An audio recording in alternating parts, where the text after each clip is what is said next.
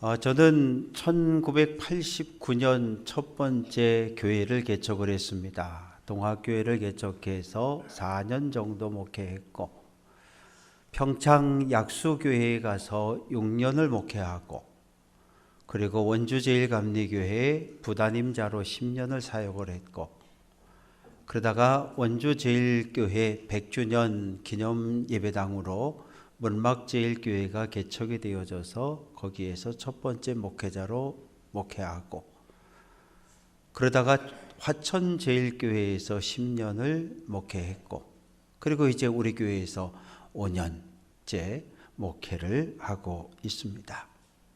설교를 준비하면서 지난 36년의 시간을 한번 되돌려 봤어요. 그리고 6번째 교회니까 5번째 이별이 있었잖아요. 교회를 떠날 때마다 마지막 그 광경을 떠올려 봤습니다. 목회하던 교회가 4년이든 6년이든 10년이든 떠날 때 활짝 웃으면서 잘들 있으라고 나 간다고 그러면서 이별한 교회는 하나도 없어요. 울고 있는 성도들도 있었고, 감리사님이 구역회 하러 오셨는데 감리사님, 우리 목사님 안 가게 좀 해주시면 안 되냐고 울면서 그랬던 성도들의 모습이 떠오릅니다. 2번 개척교회를 했으니까 개척교회를 생각하고 그곳 성도들을 생각하면 조금 더 열심히 했었으면 좋았을 텐데, 그런 아쉬움도 저에게 남아 있습니다. 여러분들도 마찬가지겠죠. 신앙생활 하면서 많은 목사님들을 접했을 것이고, 은혜 받은 목사님도 있을 거고, 그렇지 못한 목사님들도 있을 거고, 목회자나 성도들, 목회자에게 소원은 좋은 성도들 만나는 걸 테고, 성도들에게 소원이 있다면 좋은 목사님을 만나는 거겠지요. 어쨌든 저도 이제 7년 정도 시간이 흐르면 이 교회를 정리하게 될 겁니다. 지금까지 5년 지켜주신 하나님, 아니 36년 동행해 주신 하나님께서 남아있는 시간 속에도 함께 해주시기를 기도합니다. 바울과 고린도 교회는 어떤 관계였을까요? 바울은 2차 전도 여행 중이던 주후 50년에서 52년 2차 전도 여행을 떠났는데 마지막 간 곳이 고린도라고 하는 곳입니다. 2000년 전 로마 제국의 통치를 받았는데, 로마는 이 그리스를 둘로 쪼개놨어요. 북쪽에 마게도냐주, 오늘날의 강원도, 경기도 그런 의미입니다. 그곳의 수도는 데살로니가, 남쪽은 아가야주, 그곳의 수도는 고린도였어요.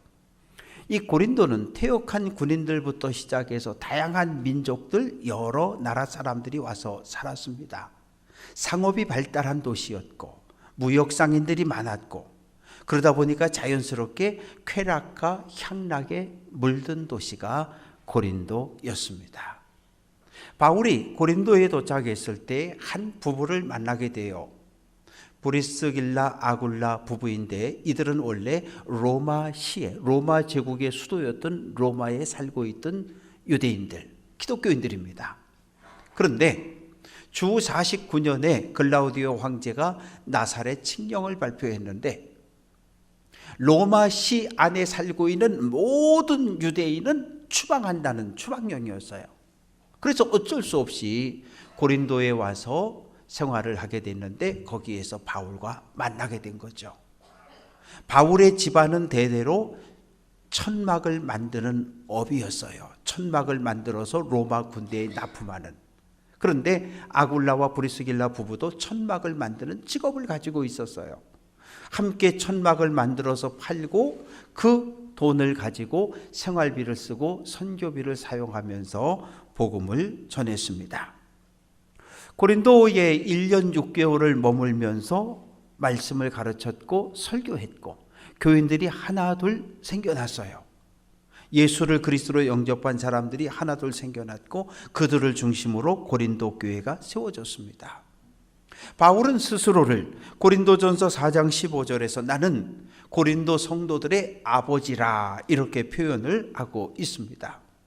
고린도전서, 고린도후서를 읽어보면 오늘날 한국교회, 아니 우리 교회가 지난 50년 겪었던, 경험했던 모든 문제들이 그대로 다 담겨 있어요. 은사가 엄청나게 많이 나타난 교회가 고린도 교회였습니다. 근데 그 은사를 가지고 싸웠던, 열심히 싸웠던 교회가 고린도 교회였어요. 바울파, 아볼로파, 베드로파, 그리스도파 파당이 나뉘어서 쌈박질을 한 교회. 세상에서도 일어날 수 없는 음란한 일이 교회 안에 벌어지는 이런 비도덕적인 교회. 아니 성도끼리 싸울 수 있잖아요. 교회 안에서 해결 못해서 고린도 법정으로 사건을 끌고 가서 재판을 받았던 교회가 고린도 교회예요.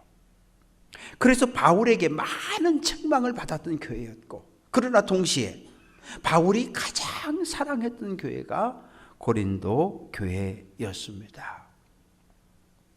바울과 고린도 교회 사이에는 최소 4통 이상의 편지를 주고받았는데 오늘 우리에게는 2통, 고린도전서와 고린도후서만 전해져 오고 있습니다. 그런데 교회 안에 바울은 사도가 아니야, 바울은 목사가 아니야, 이런 의문을 제기하는 성도들이 생겨났어요.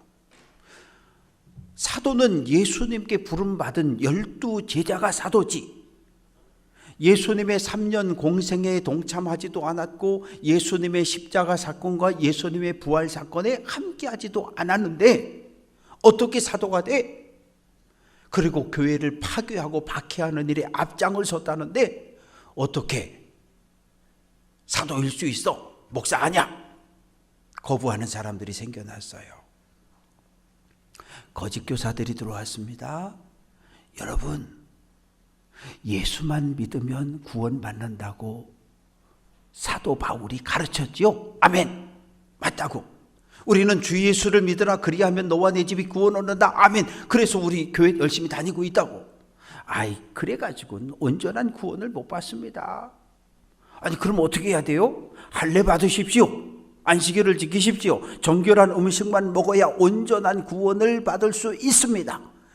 이렇게 가르쳤어요. 성도들의 신앙이 흔들리기 시작했어요. 아니, 바울은 사도도 아니라더니 바울이 전해준 말씀이 이것도 가짜야? 이러면서 성도들이 흔들리기 시작했어요. 그 소식을 에베소에 있던 바울이 듣고 쓴 편지가 고린도 전서입니다. 바울은 편지를 쓰면서, 오늘 본문은 바울의 편지의 앞부분입니다. 4절, 내가 너희를 위하여 항상 하나님께 감사한다. 아니, 감사할 일이 뭐 있어요? 교회 안에 찬양대만큼 바울을 목사로 인정하지 않는 성도들이 있는데, 바울은 목사가 아니라는데, 그런 성도들 생각하면 화가 나 치솟아오고 얼굴이 벌거지고, 그런데 바울은 화도 내지 않고 하나님께 감사한다고 썼어요. 어떻게 그럴 수 있을까요? 고린도의 교회가 세워진 건 하나님의 은혜임을 알았기 때문에 그래요. 예수님을 통해 고린도 교회 성도들에게 하나님의 은혜가, 성령의 역사가 부어졌다는 사실을 바울이 깨달았기 때문입니다.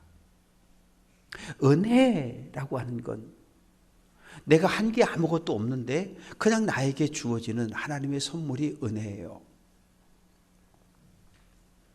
바울, 은혜 받을 자격이 있습니까? 은혜 받으면 절대 안 되는 첫 번째 인물이 바울, 두 번째는 가롯 유다. 바울, 교회를 탄압했고 스데반 순교 현장에 있었고 교회를 파괴하는 데 앞장서고 성도를 잡아 감옥에 넘기고 250km나 떨어져 있는 아람 나라 다메섹으로 도망간 성도들을 잡아오겠다고 국경을 넘어갔던 사람이 바울입니다. 하나님의 심판을 받아서 죽어야 돼요. 그래야 맞아요. 그래야 정의로우신 하나님이에요. 그런데 하나님은 그 바울을 죽이지 않으셨어요. 은혜를 베푸셨어요. 성령을 충만케 하셨어요. 교회를 파괴하던 자로 이방 땅에 복음을 전하는 사도로 세워주셨습니다. 바울은 하나님의 은혜를 먼저 경험한 사람이에요. 고린도 안에 문제가 있어요. 그러나 바울은 문제를 보지 않고 교회에 임한, 성도에게 임한 하나님의 은혜, 성령의 역사를 먼저 기억한 거예요. 그러니까 감사할 수 있는 거예요. 하나님 감사해요. 고린도의 교회 세워주신 것 감사하고, 성도들 얼굴을 떠올리면서 은혜 받게 해주신 것 참 감사해요. 서로를 비난하고 패가 나뉘어서 서로 싸우고 다투고, 그거 옳다는 거 아니에요. 그건 잘못된 거 맞아요. 그러나 고린도 교회 성도들은 하나님께서 내밀어준 구원의 손길을 아멘으로 잡은 사람들이란 말이에요. 우리들도 그렇잖아요. 예수 그리스도의 십자가를 통해서 우리에게 구원의 손길을 하나님 내미셨을 때 아멘하고 우린 잡은 사람들이에요. 그래서 하나님의 거룩한 백성이 되었고 하나님의 자녀로 신분이 바뀌어진 사람들이 우리들이에요. 예수를 내 인생의 구원자로 그리스도로 고백하고 영접한 사람들이 우리들입니다. 고린도 사람들은 수백의 신들을 섬겼어요. 그런 땅에서 복음을 전한다는 것이 얼마나 힘들겠어요. 온갖 우상들을 섬기는 그런 지역에서. 그런데 하나님의 은혜로 교회가 세워졌잖아요. 바울은 그것을 기억한 거예요. 갈라졌다, 싸운다, 지역 사람들로부터 손가락질 당하고 욕먹는다, 그런 거 듣지도 않고 보지도 않아요. 그냥 기억하는 거예요. 하나님의 은혜로 세워진 교회. 지금은 싸우고 다투고 있지만 그래도 교회 밖으로 뛰쳐나가지 않고 믿음의 공동체 안에 있고 예수를 주님으로 고백하고 있으니 언젠가 다시 하나로 회복되어질 수 있다는 이런 확신을 바울은 가지고 있습니다. 고린도전서 1장 22절, 유대인은 표적을 구하고, 같이 한번 해봅니다. 헬라인은 지혜를 찾는다. 헬라 문화는 수사학이 발달했어요. 수사학은 뭐냐 하면은 그 화려한 문장, 언어를 사용해서 사람을 설득해내는 학문이에요. 변증학. 그러다 보니까 사회에서 말을 잘하는 사람들이 존경을 받았어요. 오늘도 말 잘하는 사람들이 있잖아요. 여의도에도 있고, 재판할 때 보면 판사도 있고 검사도 있고 변호사도 있고, 다 말 잘하는 사람들. 그 사람들이 존경을 받았다고요. 그런 사회였어요. 그런데 고린도 교회 안에도 말 잘하는 사람들이 있었어요. 말 잘하는 사람을 중심으로 교회 안에 패가 나뉘어진 거예요. 나는 말을 잘해. 내가 말을 하면 성도들이 내 말을 인정하고 나를 따라와. 이런 사람들이 교회 안에 지도자가 된 거예요. 교만한 마음을 품었어요. 고린도전서 4장 6절 같이 한번 해볼게요. 교만한 마음을 갖지 말라. 교만한 마음을 품지 말라는 거예요. 교만이라고 하는 단어의 의미는 나는 원래 요만한데 뻥튀기를 해서 자기가 이만한 줄 알아. 마음이 점점점 부풀어져서 이만한 줄 알아. 이게 난 줄 알아. 그리고 다른 사람들 머리 위에 앉아야 돼. 그리고 하나님 옆에 앉아야 돼. 하나님 옆자리가 내 자리야. 그래서 다른 사람을 판단하고 정죄하고 심판했어요. 교만한 사람은 다 내가 했대. 이것도 내가 했고 이것도 내가 했고 이것도 내가 했고. 그런데 바울은 아니라고 고백해요. 예수님께서 십자가를 통해 다 이루셨다고 고백을 합니다. 말 잘하는 은사가 있어요. 은사들 가운데. 어떤 은사입니까? 예언의 은사죠. 방언의 은사지요. 방언 통역의 은사지요. 가르치는 은사지요. 이거 말을 잘하는 은사들이에요. 5절 말씀 보면 모든 언변과 모든 지식에 풍족하다. 언변이 좋다는 건 말 잘한다는 이야기예요. 머리로 생각한 것을 정확한 단어로 정확하게 표현하고 전달하는 것. 언변이 좋다 그래요. 지식은 무엇입니까? 하나님의 구원의 계획을, 하나님의 뜻을 정확히 깨달아 아는 능력을 성경은 지식이라고 이야기하는 거예요. 하나님께서 왜 나에게 성령의 은사를 주셨을까요? 고린도전서 12장 7절은 사람에게 성령을 나타내심은, 같이 한번 해볼게요. 유익하게 하려 함이라. 하나님이 우리에게 은사를 주셨다고요. 성령을 주셨다고요. 성령의 선물을 주셨다고요. 왜 주셨을까요? 유익하게 하라고. 누구를? 나를? 아니요. 하나님이 주신 모든 은사는 나를 위해 주신 건 없어요. 성도를 섬기고, 가정을 섬기고, 가족을 섬기고, 교회를 섬기고, 세상을 섬기라고 주신 거예요. 모든 은사는 섬기라고 주신 거예요. 교회를 세우라고 주신 거예요. 기도할 때마다 하나님, 우리 교회를 바르게 세워갈 수 있는 은사를 나에게 주옵소서 간구하는 성도 되시기를 주님의 이름으로 축원합니다. 바울은, 여러분, 모든 은사는 하나님의 선물인데 왜 하나님께 받은 선물을 가지고 서로 다투고 비교하고 경쟁하냐고 이렇게 책망을 하고 있습니다. 첫사랑을 잃어버렸어요. 하나님께 받은 은혜를 기억하지 못해요. 그러면 그때부터 싸우고 그때부터 미워하는 거예요. 사도 바울의 설교는 딱 두 개예요. 예수님이, 하나님의 아들로 이 땅에 오신 예수님이 내 죄를 대신 지고 십자가에 죽으셨다는 거예요. 무덤에 장사된 그 예수를 하나님이 다시 살려냈다는 거예요. 십자가와 부활만을 설교한 사람이 바울입니다. 6절 말씀 보면 그리스도의 증거가 너희 중에 견고하게 되었다. 견고하게 되었다는 것은 확정되었다는 법률 용어입니다.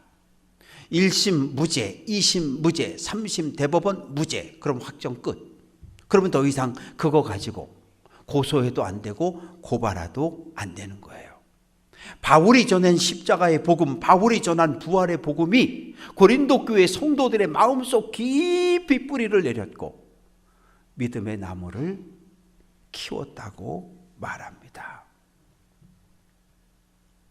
2000년 전 고린도 교회로 돌아가 볼까요?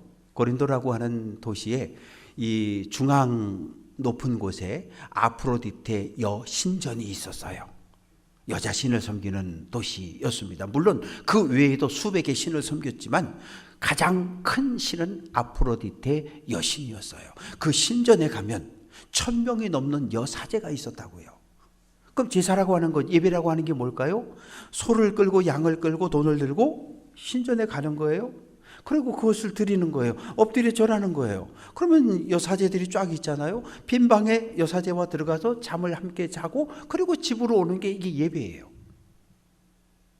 우리가 생각하면 얼마나 기가 막혀요. 아니 어떻게 그럴 수 있지? 아니요. 2000년 전 그것이 문화였어요. 그것이 예배였고 그것이 종교 생활이었습니다. 그런데 복음을 듣고 예수를 믿었잖아요. 예수 믿고 나니까 신전에 갈 수 있어요, 없어요? 못 가는 거예요. 안 가기 시작하는 거예요. 아버지가 얘기합니다. 얘야, 신전에 가자. 아버지 나 안 가요. 왜 안 가니? 나 이제 예수님 믿고 나 이제 고린도 교회 출석했어요. 나 이제 아버지 다시는 신전에 안 가요. 그러면 아버지가 그 아들을 좋아합니까? 이놈의 시끼. 집에서 내쫓는 거죠. 예수 믿는다는 이유로 신전에 가지를 않아요. 신전에서 결혼식도 하고 장례식도 하고 온갖 생일잔치 다 신전에서 하고 있는데 안 가요. 그러면 직장에서도 쫓겨나는 거예요. 친구들의 모임에서도 쫓겨나는 거예요.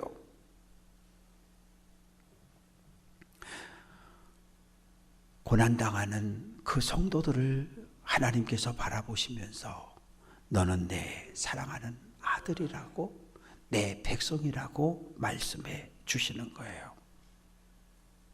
사랑하는 성도 여러분, 한번 오늘 이 시간 우리 자신들에게 물어보십시다. 하나님이 나에게 베풀어 주신 은혜를 내가 지금까지 기억하고 있는가? 하나님을 처음 만났던 그 뜨거웠던 사랑, 밤을 새워 기도하고 회개하고 눈물을 흘렸던, 정말 하나님 감사하다고 하루 종일 찬양하며 다녔던 그 첫사랑의 첫 은혜의 감격을 내가 오늘도 기억하고 있는가? 내 기도의 제목은 어떤가? 그저 앉아서 기도를 하는데, 오래 기도를 하긴 하는데, 이거 주세요, 저거 주세요, 뭐 주세요, 뭐 주세요, 맨날 달라고만 기도하고 있진 않는가? 안 주면 막 짜증내고 막 신경질 내며 그렇게 하나님께 대들고 있진 않는가? 아니면 내가 기도할 때마다 하나님 너무 감사하다고, 십자가만 바라보면 눈물이 줄줄 흐르면서 하나님 너무 감사하다고, 나 같은 죄인을 내가 이런 마음을 가지고 하나님 앞에 기도하고 있는가?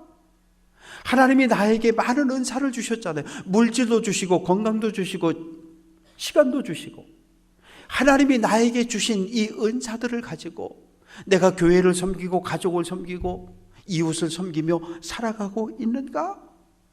물어야 돼요. 물어야 돼요.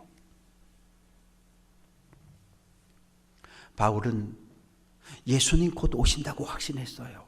바울뿐만 아니라 예수님의 제자들도 마찬가지였어요. 왜? 예수님이 감담산에서 하늘로 올라갔는데 천사들이 그랬거든요. 너희가 본 것처럼 오신다 그랬거든요. 곧 오실 줄 알았다고요. 정말 곧 오실 줄 알았어요. 그래서 바울은 성도들에게 외치는 거예요. 여러분, 하나님께서 고린도 교회에 많은 은사를 베풀어 주지 않았습니까? 하나님의 은혜를, 하나님의 사랑을 충만히 받지 않았습니까? 여러분, 받은 은혜, 은사를 가지고 주님의 몸된 교회를 섬겨가십시오. 다시 오실 주님을 깨어 기다리라고 권면을 하고 있습니다. 우리 교회 안에 보면 은사 받은 분들이 많아요. 뭐 눈에 제일 잘 띄는 은사는 뭐예요? 방언의 은사잖아요. 방언의 은사요. 방언의 은사. 저 권사님 방언하네? 그런데요, 눈에 안 띄는 은사가 있어요. 사랑과 섬김과 봉사의 은사는 눈에 띄지를 않아요. 사랑과 봉사와 겸손의 은사는 어디 가야 있어요? 주방에 가야 있어요. 화장실 청소하는 사람에게 찾아볼 수 있는 거예요. 섬김의 은사가 없는 분들은 아예 땀 흘리는 자리에 가질 않아요. 어떤 핑계를 대서라도 절대 안 가요. 또 그냥 이해해 주면 돼요. 저 권사님은 방언의 은사는 있어서 방언 기도는 열심히 하는데 섬김과 봉사의 은사가 없어서 이 주방에 오는 건 아주 싫어하네. 그냥 그러고 인정하고 넘어가자고요. 왜? 나는 설거지 하는데 너는 왜 안 하냐 그러면 싸울 수밖에 없잖아요. 왜? 하나님이 서로 다른 은사를 주셨는데 인정하자고요. 서로가 서로를 사랑으로 용납할 때 화목한 공동체가 세워질 수 있습니다. 이렇게 교회 안에 이렇게 성도들을 한 분 한 분 이렇게 바라봐요.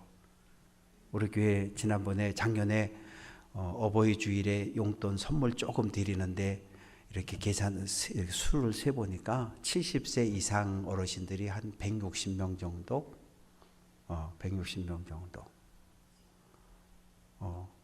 교회 안에 이렇게 제가 쳐다보니까 권사님들이 현직에 있을 때 한 20년, 30년 전에는 뭐 그래도 사회에서 5급, 4급 뭐 이렇게 높은 자리들이 많이 계셨어요. 교장 선생님도 계시고 많이들 계셨어요. 근데 오늘 우리 교회를 이렇게 살펴보면 아니 시의원도 없어요. 시의원 하나가 없다고. 그런데 고린도 교회가 그랬어요. 디아스포라 유대인들, 여성들, 노예, 종, 상인 이런 사람들이 교회 들어와 교회를 앉아 있으니까 로마 제국에서 바라볼 때 저 교회는 야 어떻게 저렇게 그래? 로마 사회에서 저렇게 못 사는 사람들만 저기 모여가지고 저러고 있을까? 정말 별 볼 일 없는 공동체가 교회 공동체였어요. 로마 군사가 밟으면 밟혀야 되는 거예요. 싸울 힘이 없어요. 그래서 주님을 기다리는 거예요. 주님을 간절히 기다렸어요. 주님을 기다리며 고난을 겪는 교회와 성도들을 향해서 하나님 말씀하셔요. 내가 너희와 동행하겠다. 내가 너희를 보호하겠다. 마지막 하나님의 심판대 앞에 설 때에 아무 흠없는, 마귀가 사탄이 이 영혼은 죄인입니다, 이 영혼은 죄인입니다, 아무리 고발을 하고 고소를 해도 내가 너 무죄라고 내가 선언해 주겠다. 하나님 그렇게 약속을 하시는 거예요. 우리가 하나님 앞에 선 것, 예배자로 선 것, 하나님의 은혜인 줄 알고 늘 감사하며 찬양하며 믿음의 길을 달려가시기를 주님의 이름으로 축원합니다. 십자가를 바라보면 어떤 마음이 드는가요? 새벽에 말씀을 전하지 않을 때 앞자리에 앉아서 십자가를 늘 바라보며 기도합니다. 나는 하나님 앞에 어떤 삶을 살아가고 있는가? 내가 분명 죄인은 맞는데 십자가를 바라보면 난 날마다 죄인임을 고백하는데 예수님이 십자가에 흘린 피로 나를 감싸셔서 하나님이 나를 바라보실 때 내가 죄인인 거 뻔히 아시면서 예수의 십자가의 피가 내 몸을 덮고 있는 그것을 보시고 오늘도 나를 의롭다고 인정해 주시고 내 사랑하는 아들이라고 선언해 주신 거예요. 그걸 날마다 기억하며 감사하는 거죠. 근데 가끔 내 안에 교만함이 뿔뚝뿔뚝 일어날 때가 있어요. 이렇게 부족한 내 모습을 볼 때마다 이렇게 예수 믿어서 천국 갈 수 있을까? 이렇게 예수 믿어 하나님 나라 들어갈 수 있을까? 그런 불안한 마음도 저에게 있어요. 그런데 하나님은 언제나 저에게, 우리에게 내가 너를 불렀다. 너는 내 사랑하는 아들, 내 사랑하는 딸이다. 내가 너를 사랑한다고 선언하시는 거예요. 사람 약속은 믿을 게 못 돼요. 부부 가운데도 때로는 거짓말 하잖아요. 부모 자식 간에도 거짓말 하잖아요. 그런데 하나님은 그런 분이 아니셔요. 9절 같이 한번 해볼게요. 하나님은 믿부시다. 믿부다는 말은 믿을 수 있다는 거예요. 신뢰할 수 있다는 거예요. 약속을 반드시 지키시는 분이라는 거예요. 이제 우리가 살 길은 무엇입니까? 예수 그리스도에게 붙어 있어야 돼요. 요한복음 15장 5절 같이 한번 해봐요. 나는 포도나무요, 너희는 가지라. 포도나무 되시는 예수 그리스도에게 붙어 있어야 된다고요. 어떤 고난을 당해도, 어떤 어려움을 겪어도, 어떤 환난과 시험에 넘어가도 예수 그리스도 안에 붙어 계시는 성도 되시기를 주님의 이름으로 축원합니다. 사랑하는 성도 여러분, 자, 믿음의 눈, 하나님의 눈, 예수님의 마음으로 함께 예배하는 성도들을 한번 쳐다보십시다. 찬양대도 보시고 또 한번 보세요. 다 내 마음에 드는 건 아닐 거예요. 내 마음에 드는 사람도 있고, 아이 저 인간 아직도 우리 교회에 있네, 그런 생각이 드는 사람들도 있을 거고, 나와 생각이 달라요. 그리고 갈등과 분열의 시간을 지나왔기 때문에 무너진 것 같지만 아직은 철조망이, 아직은 얕은 담이 남아있음을 우리는 인정해야 해요. 바울의 눈으로 봅시다. 나와 생각이 달랐던 사람, 나와 서로 다른 편에 섰던 사람, 그거 먼저 보지 말고, 그렇지, 조건사님 나와 함께 처음 믿음 생활할 때 기도굴에 들어가서 뜨겁게 기도할 때 불 받았던 것, 밤새 방언으로 기도하고 방언 받았다고 좋아했던 그 모습, 주방에서 열심히 설거지하며 얼굴 한번 찡그리지 않았던 그 모습, 하나님의 은혜가, 성령이 임했던 그 모습을 기억하자고요. 그래야 우리가 다시 하나가 될 수 있어요. 싸워서 무찔러서 내쫓아야 할 사람이 어디 있습니까? 짓밟아서 그 위에 올라서서, 아니요, 그건 하나님의 나라가 아니에요.